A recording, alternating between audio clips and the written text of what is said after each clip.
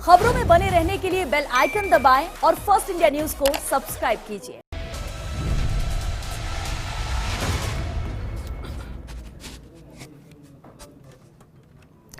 नमस्कार, स्वागत है आपका बिग फाइट लाइव में। आपके साथ मैं हूं श्वेता मिश्रा।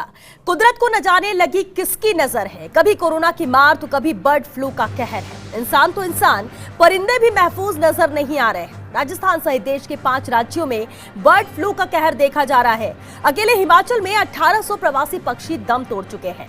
मंदसौर में चिकन अंडे की दुकानें बंद करने के आदेश जारी हो चुके हैं।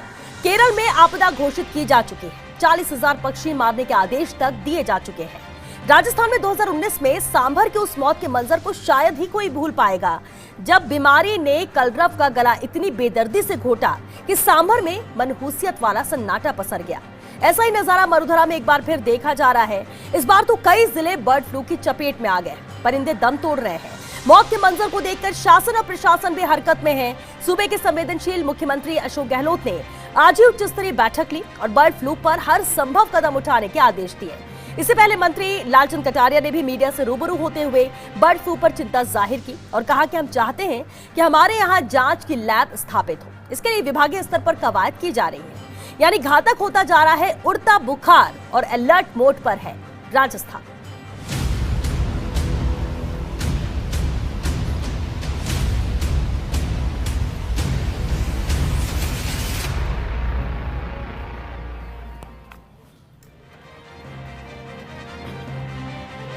कुदरत को लगी है किसकी नजर, कलरव पर बरपा बर्ड फ्लू का कहर। सरकार के प्रयासों का होगा असर, इस दर्द भरी रात की होगी सहर। और सबसे बड़ा सवाल कि आखिर कब आएंगे परिंदों के अच्छे दिन।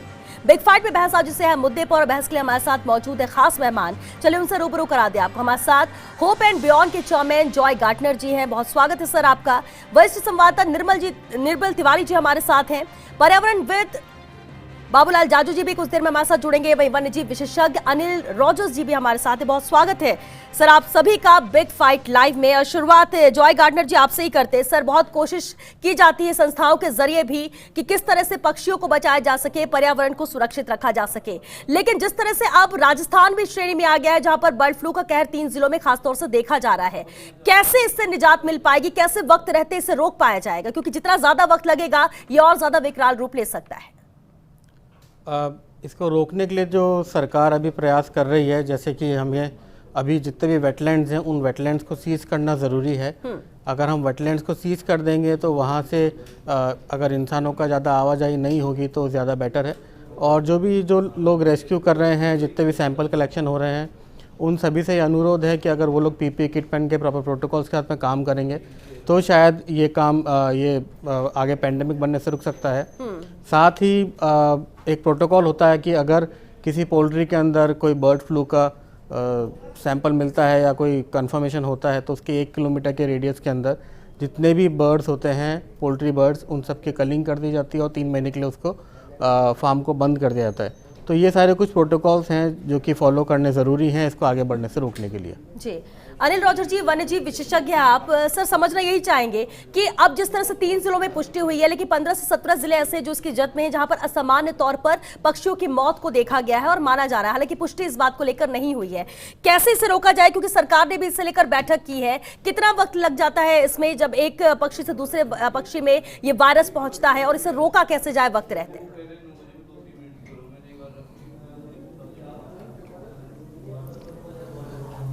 देखिए श्वेता जी, इसमें मैं कहना चाहूँगा कि ये जो पहला मामला जो झालावाड़ से सामने आया था 25 दिसंबर के आसपास, और उसके बाद इसको सैंपलिंग के लिए भोपाल भेजा गया, और भोपाल भेजने के बाद जब कुछ रिपोर्ट कंफर्म आई तो जो बर्ड जिसमें पहला ये लक्षण पाए गए, ये तो जो कौवे के अंदर पाया गया, तो देखिए कि ये दूसरे जिलों में भी धीरे धीरे ये अभी जो सैंपल्स भेजे जा रहे हैं अन्य जिलों से भी, और ये हो रहा है कि एक ही लैब से वहाँ पे काफ़ी जगहों से जा रहा है और वहाँ से आने में थोड़ा समय लग रहा है। रिपोर्ट्स धीरे धीरे आती जा रही हैं और कंफर्म होता जा रहा है। 3 जिलों में आपने कहा कंफर्म हो चुका है, और ये कहना बिल्कुल सही नहीं होगा कि कौवे हैं, जब तक मास मोर्टिलिटी नहीं होगी तो ये कोई इसमें कोई आपको सावधानी बरतने की जरूरत नहीं। मैं इसका पूरा इस तरीके से इसके फेवर में नहीं हूँ। आपको सावधानी बरतनी होगी पहला। और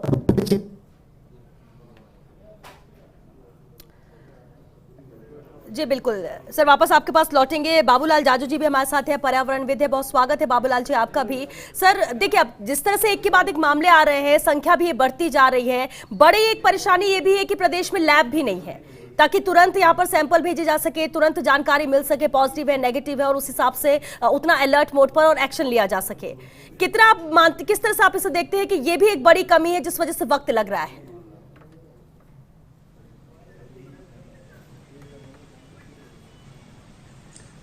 मेरा तो ये मानना है, मैं तो सचेत कर चुका हूं सरकार को कि सरकार ने इसको बहुत पक्षी जगत पर बहुत बड़ा संकट जो आया है इसको बहुत गंभीरता से लेना चाहिए। और इनको पिछली साल की जो सांबर झील की दुनिया की सबसे बड़ी पक्षी त्रासदी को नहीं भूलना चाहिए जी। अब ये सैंपल भोपाल भेजेंगे और कब उन सैंपलों की जांच होगी, कब इस नतीजे पर पहुंचेंगे, तो सरकार इसे हल्के में ले रही है। ये महामारी का रूप ले सकती है और इसे बहुत गंभीरता से लेने की जरूरत है। पक्षी जगत पर बहुत बड़ा संकट है। माननीय मुख्यमंत्री जी को मैं आपके इस चैनल के माध्यम से निवेदन करना चाहता हूं कि इसे बहुत गंभीरता से लेने की आवश्यकता है। अन्य स्टेटों में, गुजरात में, खासकर केरल में, पंजाब में हजारों की संख्या में पालतू बतखें मर चुकी है और मुर्गियों का मरना का सिलसिला चल रहा है। और वहां बहुत बड़ी जो है घोषित कर दी है उन्होंने महामारी इसको जी। हमको इस सारी बातों को मद्देनजर रखते हुए, क्योंकि राजस्थान के सारे जिलों में लगभग ये फैल चुका है, कौवे नहीं दूसरे पक्षियों पर भी है। खासकर केवला देव की तरफ ध्यान दिलाना चाहता हूं मैं सरकार का। केवला देव और राष्ट्रीय पार्क सरिस्का और रणथंभौर, कहीं ये पक्षी बर्ड फ्लू या जो भी बीमारी है ये कहीं वहां चली गई तो गिर जंगल में 23 दिनों में 30 मोरों की मौत को नहीं भूलना चाहिए, जो लगभग 2-2.5 वर्ष पहले हुई। जी जी। तो ये संक्रमण बहुत गंभीर स्थिति तक पहुंचने वाला है। उसके पहले सरकार को इस बहुत बड़ी पक्षी त्रासदी पर गंभीर होकर के और इस संकट को टालने के उपाय बहुत जल्दी सोचने चाहिए। अन्यथा कोरोना महामारी जैसे पूरी दुनिया में फैली चाइना से आकर के। बिल्कुल बाबूलाल जी, ये अहम बात, और इसलिए हम कह रहे हैं कि वक्त रहते जरूरी है कि इसका निदान किया जाए, हल निकाल लिया जाए, और जो भी करना है वो तुरंत किया जाए, इससे पहले कि और ज्यादा बड़ा रूप ले। निर्मल तिवारी जी लगातार हमारे साथ बने हुए हैं और लगातार जब इस तरह के मामले आते हैं तो उनकी मौजूदगी खुद रहती है। निर्मल जी, याद होगा आपको 2019 में सांभर से आप कवरेज कर रहे थे और वहां पर जिस तरह से पक्षियों को देखा, उनके एक के बाद एक मौत हुआ और ये आंकड़ा कितने हजारों में पहुंच चुका था। उसके बाद अब फिर एक बार से बर्ड फ्लू का कहर बरप रहा है राजस्थान में। 5 राज्य और है, लेकिन 3 जिलों में पुष्टि हो चुकी है। सरकार गंभीर है, मुख्यमंत्री गंभीर है, बैठकें यहां पर हो रही हैं, लेकिन आपको लग रहा है कि सही रास्ते में और उतने एक्टिव तौर पर काम हो रहा है इसे लेकर?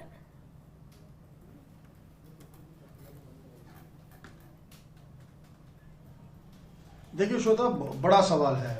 बड़ी बात यह है कि मैं सांभर में खुद मौजूद था। हजारों परिंदे जब बेमौत मारे गए थे। एवियन बॉटुलिज्म नाम की उनके अंदर बीमारी थी, वायरस फैला था। हम मौके से रिपोर्टिंग भी कर रहे थे और बड़ी दर्दनाक तस्वीर थी।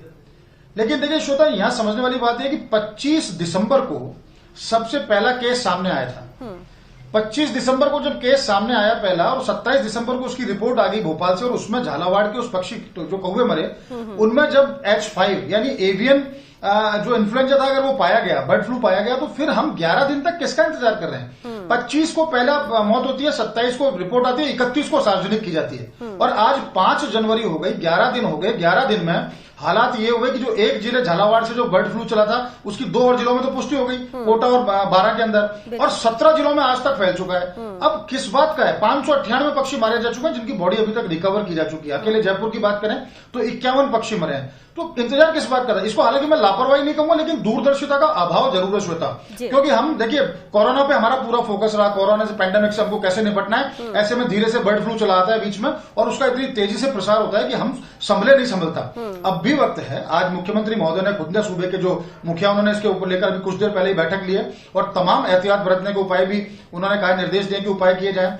अब हम जाग रहे हैं। देखो, बड़ी बात है कि हम कह रहे हैं कि भोपाल की जगह हमारे यहाँ एक लैब खुल जाए। अब केंद्र कह रहा है कि हमें प्रस्ताव भेजो, हम केंद्र को प्रस्ताव भेजेंगे, फिर लैब खुलेगी, फिर टेस्टिंग। तब तक अगर ये पोल्ट्री में प्रवेश कर गया, भगवान न करे ऐसा हो, तो लाखों करोड़ों की संख्या में पोल्ट्री के अंदर जो पल रही हैं मुर्गियां, उनको तो हमको मारना ही पड़ेगा। अगर वहां से ह्यूमन की तरफ अगर ट्रांसमिशन इसका हो गया तो भगवान, फिर तो भगवान ही मालिक है इसका। इसलिए श्वेता, लापरवाही नहीं लेकिन दूरदर्शिता का भाव जरूर। और अभी भी करना क्या चाहिए, लालचंद कटारिया जो पशुपालन मंत्री हैं लगातार मीटिंग ले रहे हैं, वीरेंद्र सिंह जो है, डॉक्टर वीरेंद्र सिंह जो निदेशक हैं वो लगातार मीटिंग ले रहे हैं। मीटिंग से कुछ नहीं होगा, आपको तुरंत प्रभाव से कहीं ये जो जितने भी एनजीओ हैं, यहाँ होप एंड बियॉन्ड के जॉय गवर्नर बैठे हैं, अनिल रोजर्स जैसे पक्षी विशेषज्ञ यहाँ पर बैठे हुए हैं, रोहित गंगवाल रक्षा संगठन चलाते हैं बहुत बड़ा, तमाम ऐसे संगठन हैं।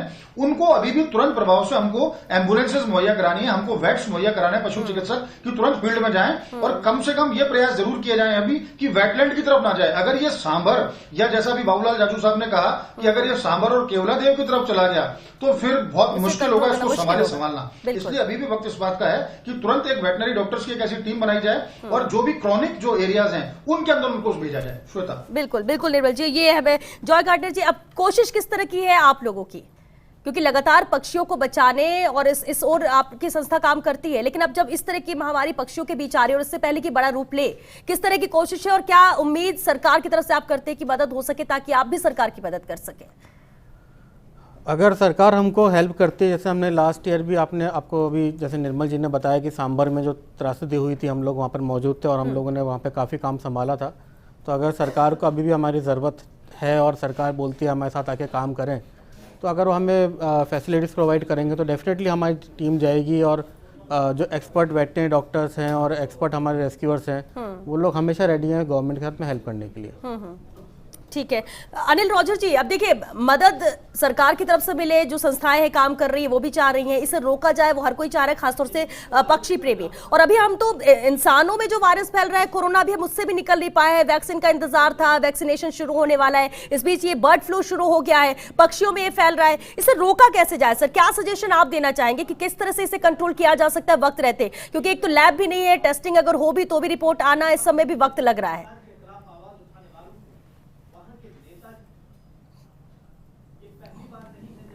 देखिए श्वेता जी, इस पे सबसे बड़ी चीज़ है जो सरकारी एजेंसीज और जो एनजीओज और जो भी काम कर रहे हैं बहुत ही अच्छी तरीके से कर रहे हैं। हाँ, लेकिन सावधानी उनको बरतनी बहुत ज़रूरी है। और मैं यहाँ पे एक चीज़ ज़रूर कहना चाहूँगा कि प्रकृति के ये इंडिकेटर्स हैं, ये इंडिकेटर इस तरीके का है कि आप देखिए कोरोना पेंडेमिक जो पूरे वर्ल्ड में फैला, उसके बाद आप ये देखिए कि 2021 में आते आते बर्ड फ्लू का और आपको सामना करना पड़ रहा है, जो कि काफ़ी कई राज्यों में फैल चुका है, प्रदेश के कई जिलों में है। तो ये नेचर के इंडिकेटर्स हैं कि देखिए आप प्रकृति के साथ खिलवाड़ ना करें और इस तरह की चीज़ें आगे और भी आ सकती है, क्योंकि प्रकृति अपना संतुलन बनाना जानती है, पहली बात। दूसरी बात, इसको रोकने के जो मेजर्स हैं, सरकार बड़ी गंभीर है इस मामले में। और मैं मानता हूं कि अगर जो प्रिकॉशनरी मेजर्स अगर लेती है सरकार तो वो इसको रोकने में कामयाब हो सकती है। और जहां पे जिन जिलों में नहीं है वहां पे बिल्कुल हाई अलर्ट रखना चाहिए। जैसे अभी मैं उदयपुर की बात कर सकता हूं, उदयपुर में एक भी मामला अभी फिलहाल सामने नहीं आया है, लेकिन उसके आसपास के एरिया जैसे कुछ दूरी पर चित्तौड़ पर निम्बाहेड़ा में कुछ एक मामला सामने आया, तो संभाग में मामले सामने आ रहे हैं। तो क्योंकि ये विंग्ड विजिटर्स हैं, यानी इनके साथ में ये जो वायरस को कैरी जो कर रहा है वो उसके पास पंख हैं, वो आगे जा रहा है, कहीं पे भी कौवे माइग्रेट करते हैं। तो इस तरह की चीजें ये आगे बढ़ सकती है। इसके लिए दूसरे जिलों में जहां पे नहीं हुआ वहां पे बिल्कुल हाई अलर्ट हमको रखना पड़ेगा और मॉनिटरिंग बराबर करनी पड़ेगी जलाशयों की और भी जगहों की। जी बिल्कुल, मॉनिटरिंग की भी जरूरत है। बाबूलाल जाजू जी, देखिए अभी आपने कहा कि अगर ये दूसरी दिशा में जाता है और ये और ज्यादा विकराल रूप लेता है तो बहुत मुश्किल हो जाएगा इसे नियंत्रण करना, कंट्रोल करना। लेकिन समस्या ये भी है कि जो संसाधन है उसी में हमें करना है, और अगर हम अभी भी डिले करते हैं, आराम से चीजें होंगी तब तो मुश्किल होगा।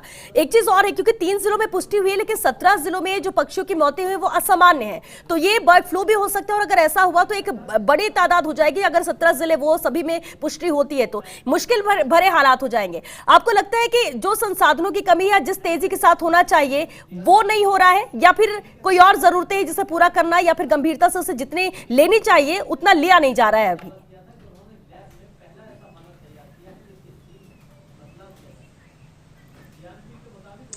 सवाल ये कि सरकार को जो पानी की जरूरत होती है तो कुआं खोदना शुरू होता है।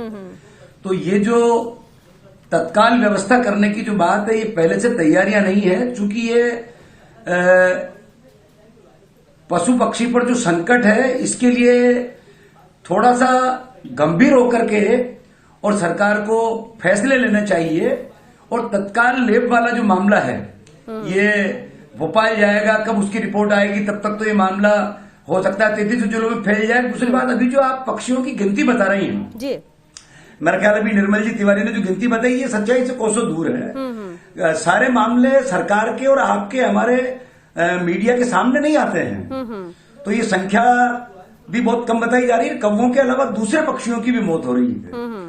तो सवाल ये कि आज जो पक्षी त्रासदी सांभर में हुई है, सांभर में उसका नतीजा ये रहा कि आप पता करिए आपके संवाददाता के मार्फत के वहां पक्षियों की संख्या इस बार जो है लगभग 15-20% ही रही है। तो ये क्या नतीजे हैं?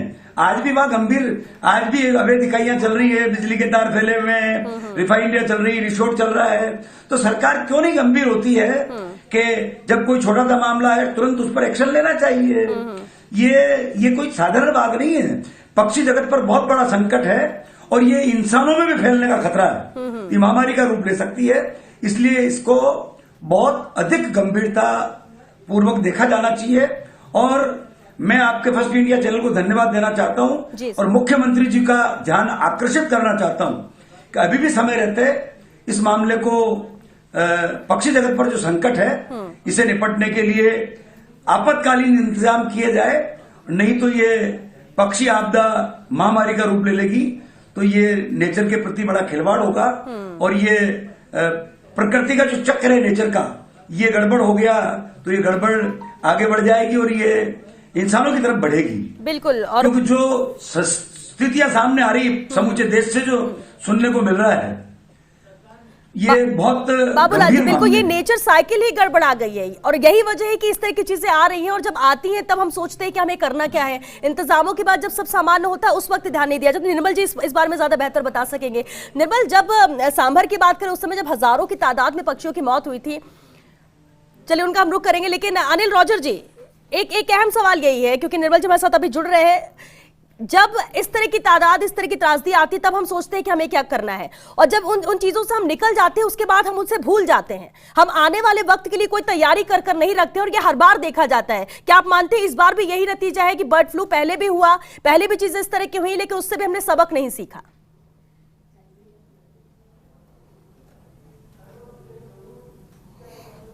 जी श्वेता जी, मेरा इसमें ये मानना है कि केवल हम कमेटियों के गठन के उस पर न जाएं, लेकिन जो भी हमको पहले से सचेत रह के, इस तरीके से हम एक पेंडेमिक से पहले से गुजर रहे हैं, लोगों में काफ़ी इस तरह का माहौल है भय का। एक कोरोना पेंडेमिक आप देखिए पूरे वर्ल्ड में, उसके साथ में एक दूसरी एक बर्ड फ्लू का नाम, तो आप ये देखिए कि एक फियर साइकोसिस लोगों के अंदर आ जाता है कि अरे ये क्या हो क्या रहा है। तो इस तरह की चीज़ें, और उस समय आपने क्या जब कुछ हादसा हो जाता है और फिर आप सोचते हो कि फिर हम अब इसको सुधार लेंगे, ऐसा नहीं। आपको पहले से प्रिकॉशनरी मेजर्स, पहले से इस तरह के काम, पहले से ये प्लानिंग आपको करनी पड़ेगी कि अगर ये हो जाता है। आप देखिए कि किसी भी चीज के लिए एक बार कभी मॉक ड्रिल होती है, तो मॉक ड्रिल का मतलब यही होता है कि देखा जाए कि अगर ऐसी सिचुएशन आ गई तो हम क्या करेंगे। तो हमको पहले से तैयार रहने की जरूरत यहाँ पे है। और ये केवल कमेटियों के गठन तक नहीं, जैसे ये कोई भी पैंडेमिक हो गया, आप उसके बाद में कुछ लोगों को गठित कर देते हैं और इस तरह की चीजें ना हो। ये इसमें हर एक जो प्रकृति प्रेमी है, लोगों का जुड़ाव हो और वो देखें और सरकार को जो फीडबैक है वो दे प्रॉपर तरीके से, तब जाके। और एनजीओ जो अपना काम करते हैं और भी लोग जो इसमें काम कर सकते हैं, उन लोगों को जोड़ के इससे निपटने का काम किया जाए। ये महामारी का रूप बिल्कुल। लेकिन जॉय गार्डनर जी, एक अहम बात ये भी सामने आई कि हम सिर्फ राजस्थान ही नहीं, अगर हिमाचल की बात करें या झारखंड, मध्य प्रदेश, वहां पर भी पुष्टि हुई है। 5 राज्य, केरल भी, जहां पर पुष्टि हो चुकी है कि हाँ यहाँ पर बर्ड फ्लू है, ये फैल रहा है, ये बढ़ रहा है। लेकिन एक दो चीजें हैं, या तो वक्त रहते इसे नियंत्रण में कर लिया जाए तो इसे फैलने से, महामारी का रूप लेने से हम रोक सकते हैं, लेकिन अगर इसमें वक्त लगता है और ज्यादा फैलती है तो स्थिति क्या हो सकती है, किस तरह के हालात बिगड़ सकते हैं? हिमाचल में जो अभी वायरस का स्ट्रेन मिला है वो है H5N1। तो वो ऐसा है जो कि हाई पैथोजेनिक जिसको हम बोलते हैं, जिससे कि एक दूसरे से संक्रमण बहुत जल्दी होता है। फैलते हैं, हाँ। और जो राजस्थान में मिला है वो है H5N8। तो N8 वाले में लो पैथोजेनिक होता है, तो इतना ज़्यादा वो फैलता नहीं है आपस में। लेकिन और एक प्रॉब्लम और जो हमको यहाँ पे दिख रही है, जैसे क्रो जो बोल रहे हैं कि कौवे बहुत कम मर रहे हैं, वो इसलिए क्योंकि जो क्रो होता है वो डेड एंड होस्ट होता है। मतलब ये कई तरीके के वायरस के होस्ट होते हैं, उसमें क्रो जो होता है वो डेड एंड होस्ट होता है, उसके बाद में वायरस ज़्यादा फैलता नहीं है। लेकिन अगर ये पोल्ट्री में चला गया तो जैसे निर्मल जी ने ही बोला, मैंने ही पहले बोला था कि तो फिर उसके बाद में उनको कलिंग करने के अलावा और कोई ऑप्शन नहीं रहेगा पोल्ट्री के अंदर अगर ये वायरस। क्योंकि पोल्ट्री में जाने के बाद ये इंसानों में भी फैलने का खतरा इससे बढ़ जाएगा। ये वायरस जो होता है ये खाना, ये कच्चा मीट खाने से, अंडे खाने से, इन्फेक्टेड अंडा खाने से भी हो सकता है और बाय सांस लेने से भी हो सकता है। तो अगर हम इन्फेक्टेड बर्ड के कांटेक्ट में आते हैं तब भी हो सकता है और कच्चा मीट खाने से भी हो सकता है। तो और क्रो के अंदर भी शायद ये इसीलिए हो रहा है क्योंकि अगर कोई माइग्रेटरी बर्ड इसको कैरी करके लेकर आया होगा, वो यहाँ आके मर गया, क्योंकि इसका जो टाइम होता है वो 1 दिन से 21 दिन तक ये फैल सकता है। कभी तो सडन डेथ 1 दिन में हो जाती है, कभी 5 दिन से 21 दिन तक वायरस सिम्टम नहीं दिखाता, फिर इसके सिम्टम आते हैं, फिर डेथ होती है। तो जब वो डेथ हुई तो कोई माइग्रेटरी बर्ड होगा जो आया होगा, it is only a theory, लेकिन ऐसा ही कुछ हुआ होगा क्योंकि और कौवा जो है वो स्कैवेंजर होता है, उसको खाया उसने कौवे ने और ये कौवे के अंदर फैलना शुरू हो गया। और इसलिए ये आंकड़े ज्यादा कौवों पे अभी तक देखे गए, अभी लेकिन तक हमने इसलिए डर देखा है तो कि कहीं आगे और ज्यादा कौवे के ये ही calls हैं। बिल्कुल बढ़ ना जाए और सबसे अहम है कि ये पोल्ट्री तक ना और पहुंच जाए। प्रॉब्लम क्या है कि जी। जैसे अभी डिस्कशन भी हो रहा था कि हमने कमेटी बना दी, अनिल भाई ने भी बोला कि हमने कमेटी बना दी। कमेटी जो बनती है वो कुल मिला के बात ही अंधा बाटे एवड़ी हेर फेर अपनों को देवे। ये लोग सारी कमेटियां जो होती है वो सारी अपनी अपनी होती है, इसमें कोई भी एक्सपर्ट्स के लिए इन्वॉल्व नहीं करते हैं। ये कमेटी का मेंबर, ये सेक्रेटरी होता है, वो डायरेक्टर बिल्कुल। होता अब है। निर्मल जी, क्योंकि इस बीच निर्मल जी सवाल आपसे यही था, इससे पहले जब सांभर में मौतें हुई थी तब भी बहुत चर्चाएं हुई, कैसे ठीक किया जा सकता है, कैसे कंट्रोल किया जाए, क्या व्यवस्थाएं जो होनी चाहिए, इंतजाम होने चाहिए, संसाधन होने चाहिए। और जब सब कुछ ठीक हो जाता है इसके बाद लोग भूल जाते हैं। तब से अब में जो इंतजामों की बात हम करते थे, जो व्यवस्थाओं की, क्या वो कुछ हद तक पूरे हुए तो नजर आए, या फिर हम ये माने कि लोग भूल जाते हैं, सरकारें भूल जाती है और उसके बाद जब दोबारा ये चीजें आती हैं तब सजग होते हैं, एक्टिव होते हैं कि अब करना क्या है?